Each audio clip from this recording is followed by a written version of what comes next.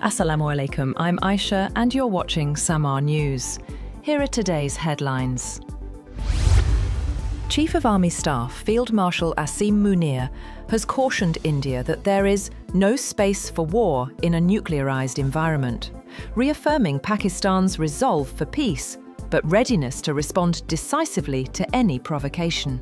The army chief hailed Pakistan's clear victory during the May conflict, warning that any escalation would have catastrophic consequences for the entire region. He urged India to address core disputes through international norms, instead of pursuing aggression.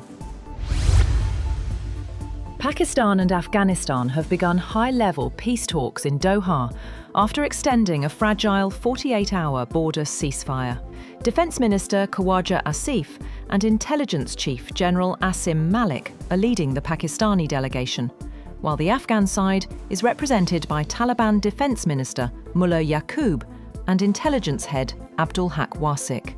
The talks, mediated by Qatar, aim to ease rising tensions and address Pakistan's demand that Kabul prevent cross-border terror attacks. Both sides have pledged restraint, but the path to resolution remains uncertain. 3 people were killed and 5 injured in an explosion at the Avant-Garde explosives plant in Russia's Bashkortostan region. The blast occurred late Friday night in Stolitomak. Authorities say search and rescue operations have ended, and forensic teams are investigating the cause. However, officials have denied Ukrainian drone involvement. Ukraine's Prime Minister Yulia Sviridenko says her government has approved urgent measures to speed up the protection and restoration of critical infrastructure. She said a new coordination centre would oversee repairs and funding to keep power, water and heating running, even under Russian attacks. The Treasury will also release funds faster to safeguard key energy facilities. At least 15 people were killed in a tragic bus crash in Brazil's northeastern state of Pernambuco. Police say the driver lost control, veered off the road, and the vehicle overturned after hitting a sand embankment. 30 passengers were on board. The driver survived with minor injuries, and officials say many victims may not have been wearing seatbelts. A massive fire broke out at Dhaka's Hazrat Shah Jalal International Airport cargo terminal, forcing suspension of all flights. 36 firefighting units, backed by the Army, Navy and Air Force, battled the blaze as thick smoke covered the area. Officials say all aircraft are safe, though several flights were delayed or diverted. The cause of the fire remains unknown. Dozens were injured during a public viewing for late Kenyan opposition leader Raila Odinga in Kisumu, according to the Kenya Red Cross. Chaos erupted as crowds swelled to see Odinga's body, flown from Nairobi earlier in the day.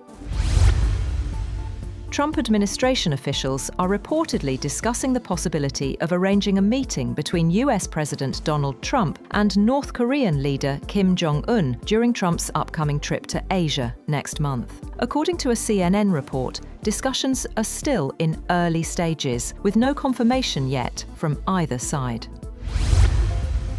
China and the United States have agreed to hold another round of trade negotiations next week, as both sides move to prevent another costly tariff war. The decision follows Beijing's sweeping controls on its rare earths industry, which prompted US President Donald Trump to threaten 100% tariffs on Chinese imports. Trump also warned he may cancel his planned meeting with President Xi Jinping later this month on the sidelines of the APEC summit in South Korea. The Afghanistan Cricket Board has announced its withdrawal from upcoming cricket engagements with Pakistan, including a planned T20 series and the Tri-Nation tournament scheduled later this year. The decision comes amid heightened tensions and national mourning following the tragic deaths of Afghan players in Paktika province. The tournament was set to feature Pakistan, Sri Lanka and Afghanistan. The global film industry continues to thrive, despite fresh tariff threats from US President Donald Trump. While Star Wars Starfighter is being filmed in Britain, studios in Hungary and Australia are also bustling with international productions. Trump has proposed a 100% tariff on films made overseas, aiming to curb what he calls the loss of American film jobs, reviving a protectionist idea he first floated in May. Britain's Prince Andrew has said that he will give up using his title of Duke of York, following years of criticism about his behaviour and connections to the late US sex offender Jeffrey Epstein. The reputation of Andrew, the younger brother of King Charles and second son of the late Queen Elizabeth, has taken a battering in recent years, most notably because of his links to Epstein. That's all for now.